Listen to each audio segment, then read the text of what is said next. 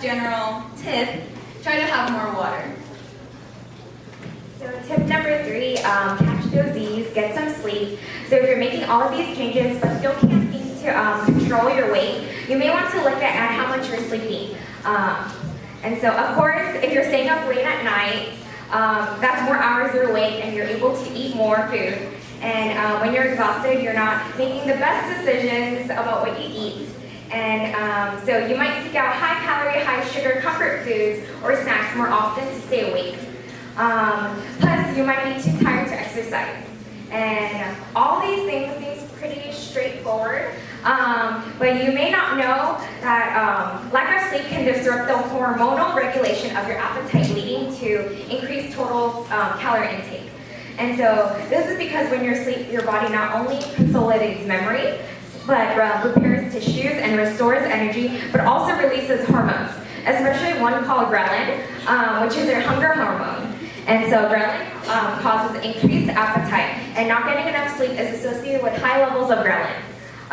It may be impossible, but try to aim for 7 to 9 hours of sleep each night. 20-minute power naps can even help you to improve concentration, mood, and motor function. Okay, so last but not least, number 10, educate yourself.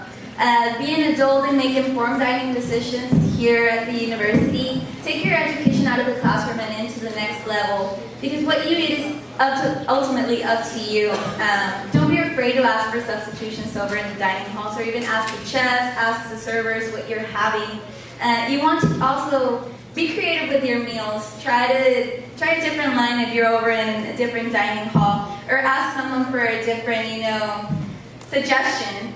We always have different things running on the menu, so please feel free to ask. Don't be afraid, because this is, ultimately your health. And we also recommend you go even further out, maybe consider taking a cooking class, or go to a free grocery store. Talk to the dietitians when you're all BB and HEB. They do offer those resources, as we do here on campus. We even provide I know we do some dining hall tours where the dietitian sets up a group of people and she goes through every line and explains even ways you could create your plate. But just above all else, treat food as important as it is, just because we all live from it. So life is sustained by food and ultimately by yourself. So please properly fuel your bodies, and all of this will eventually set you up for success. If you have any questions or need assistance with healthy dining, you can contact my preceptor, Lindsay Wilson, in person, via phone, or email. And feel free to follow DHFS on Twitter at UTexas Dining, and follow our UT Health Tips hashtag for tips and tricks on staying healthy on campus. And so if anyone here is a nutrition major, Lindsay is actually accepting 2 ULN interns for next fall, since I'm graduating. So please feel free to apply for the DHFS Nutrition Services ULN position. And that's all that we have for you. And so we'll hand it over to William now. Thank you.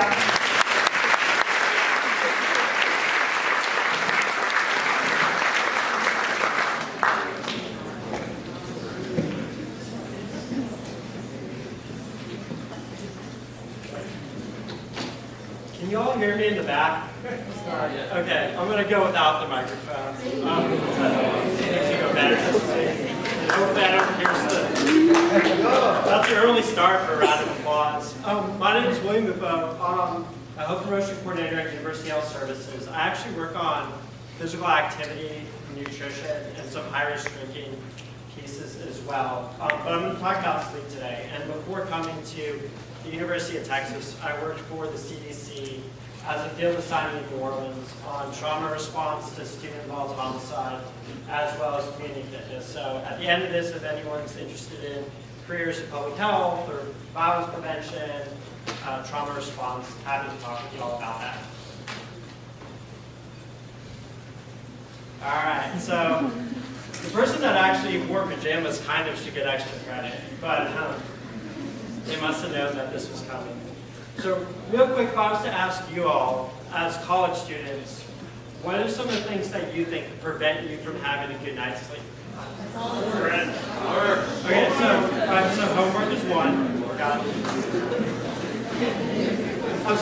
not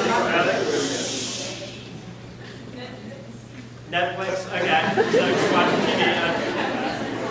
Right? Okay, so friends, just hanging out and socializing. Your roommate? Okay, right, your roommate. So because you're hanging out or because the person's noisy? Okay, because the person's noisy. Practice like for athletics or for, okay, cool. My family, they always Okay. decide to call me at 10 p.m. Okay, so boundary issues with that. If I was to change this real quick, as a college student, or at least college compared to high school, are there any things that make it easier to get a good night's sleep? Being busy. Right, hold on. Anyway, yeah. Okay, later class. So, right, you can actually walk to your class. You don't have to take a bus or travel. Plus, it's not necessarily at 8 a.m. Anything else? Flexible schedule. Okay, what do you mean by flexible schedule? I mean, you don't have to go to school at a certain time, like 7 to 3, so you can manage your time there. So you're saying having that variability helps? Okay. Any others? So what I want to talk today a little bit is about sleep, why it's important, which is something that you all know. So I'm going to try to go over that really briefly. But what I want to spend most of my time is talking about how to get a good night's sleep. But really, as far as that goes, it's really the strategies that you can use for getting a good night's sleep are applicable no matter what kind of behavior you want to take on, whether that's eating more fruits and vegetables, exercising more, getting better grades. As John, I know he sent you some of this piece on how to form a habit. This stuff's applicable to no matter what you want to do. So my kind of goal here is to use sleep as a framework for that, but you being able to pull just one example of something that you could practice that would help make your life better and your college experience better. Because the point for this sleep stuff, it's not really just about health. Like, being healthy doesn't get you anything. It's kind of an intermediary and improves the quality of your life. So when we talk about sleep, it's not about preventing diabetes 50 years down the road or heart disease 40 years down the road, but it's what's going to make me happier, what's going to make me more productive, what's going to help me perform better. Does that make sense?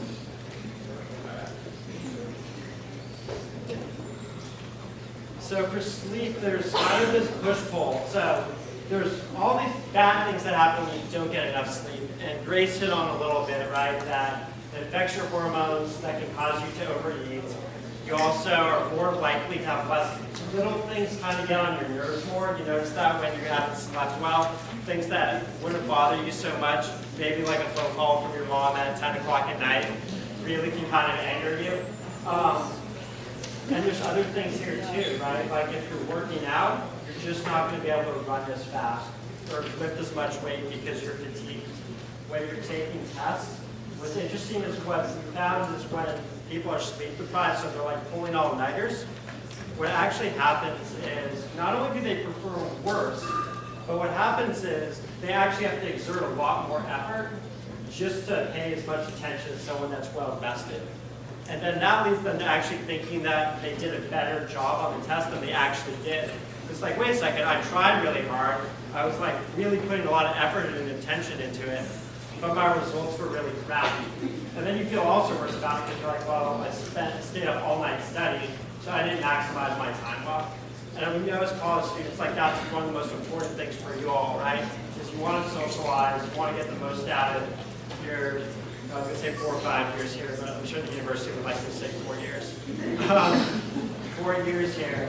And the issue is when you're not sleeping consistently, it means the time that you spent was doing a lot of things that you use to test ability.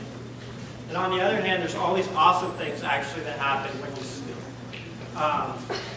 What we find from an athletic standpoint is actually people run the 40-yard dash faster if they get enough sleep. You get more growth hormones, so your muscles get repaired faster. You're able to consolidate memories better, so what you're learning in class actually is something that you're able to recall later for your tests. and you just have more energy, which helps no matter whether you're going for these job interviews, you're socializing with friends, so you can actually exhibit your personality and really be a fun person to be around, versus someone that's cranky or kind of disengaged or low energy. It's interesting, it feels like one of the difficulties with sleeping is that you want to hang out with friends, but actually being able to find a little bit of time to sleep makes that time with friends better.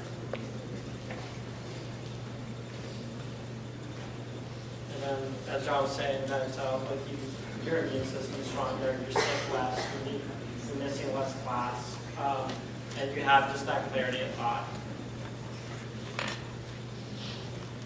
So we use 7 to 9 hours as kind of the standard for sleep.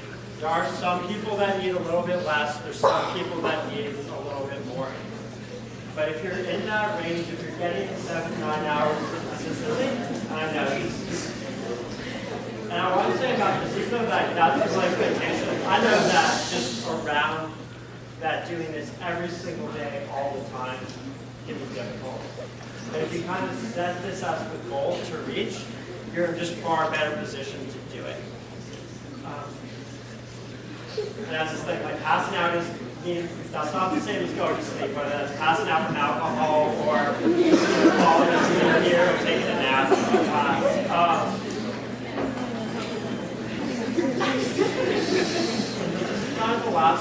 Kind of the last couple of things on here is, as far as using your bed, like whether it's for studying or writing things, you want your bed to be associated with sleep. And that's why I'm trying to make sure that you're doing other activities at your desk or in the hall or whatever it is, and you're using the bed for sleep. All right, real quick, naps. Here it says 20 to 30 minutes for taking a nap. Why is that?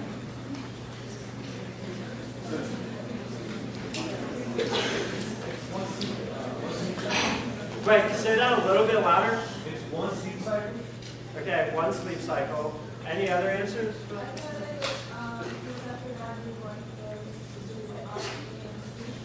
A little bit louder. After 10 minutes or 30, your body goes into Okay, you're getting there real quick. So, have you all ever taken like an hour-long nap and then you felt even more tired than when you started? Yeah. So what happens is, to the back, we're getting there. They were getting closer. What your body actually does is it goes through a sleep cycle. But what happens is it's about 20 minutes after stage 1. So that's kind of a light sleep. You can be easily woken up from it. It allows you, it helps for just a little bit of attention, kind of picking up your energy. After that 20 minutes, you go into phase 2, so that's a little bit deeper sleep. Then phase 3 and phase 4, and that's when really these memories are consolidated. Your body's getting a flood of different hormones that are helping it rest. And then you get into that REM stage, and so that's the dream stage. And actually for that time, you're dreaming, so your brain's actually very active, but your body paralyzes itself, and so that's what keeps you from acting out your dreams. People that will do things like sleepwalking or acting out their dreams, basically what's happening is that mechanism to paralyze their body isn't kicking in. Does that make sense? So the idea for the nap thing is when people take like an hour thing, they're like kind of waking up into stage 3 or stage 4. And so that's where they get that sleep inertia where they're feeling kind of groggy and tired. So if you take just a 20 or 30-minute nap, that allows you to go through that phase 1, but you're still waking up in a relatively light phase of sleep. And just kind of a couple other things. We have a nap app that we publish at UHS, which is all the different areas that students have found to be really conducive for taking a nap. So when you're kind of picking an area to take a nap, obviously comfort's important. And you kind of want an area where there's enough people around so it's safe, but also where there's the noise level is going to prevent you from falling asleep. And kind of as you can see, this character there, use your backpack as a pillow. So make sure you're just keeping your stuff safe. And if you decide that you want to go back to your dorm and take a nap, that works perfectly well. And then just this last piece about 1 to 3 p.m.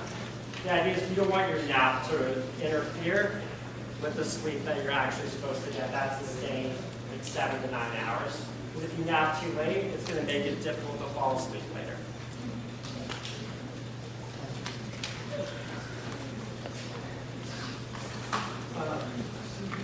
So real quickly, we're going to talk about changing behavior, but piece I promised at the beginning, like what's going to help you like practice healthy behaviors throughout your life. If you want to make a change, there's kind of two ways to do it.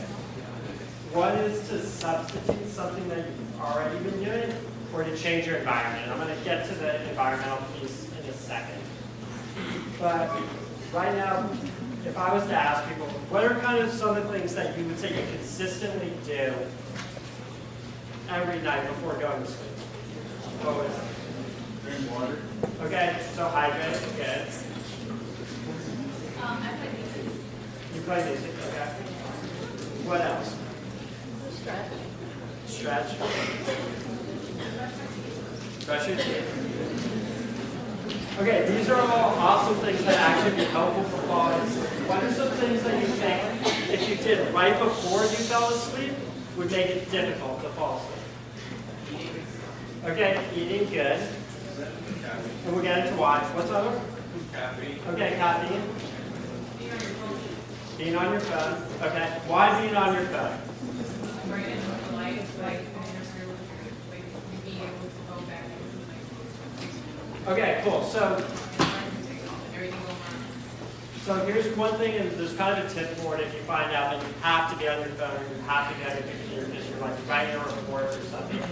What we just mentioned here is phones, computers emit something called blue light. And so that's really stimulating. It's actually the same kind of light like if you go outside, like it's that sort of intensity. And so what that does is it kind of primes your body to be awake. And so it interferes with that ability to fall asleep if you're basically, your body now thinks that it's daytime because that's the light that's being exposed to. So one of the things that can be done is if you have an iPhone, is there's a setting that can turn the blue light off. Also for Android too, there's something called Flux, and I'll send it to John to post. But there are things that can be done to help get that blue light turned off. So eating food right before the phone. What else? What are some other things that people can do right before falling asleep that can make it difficult? Yeah. Okay, exercising right before falling asleep. Why is that? Why would that make it difficult to fall asleep?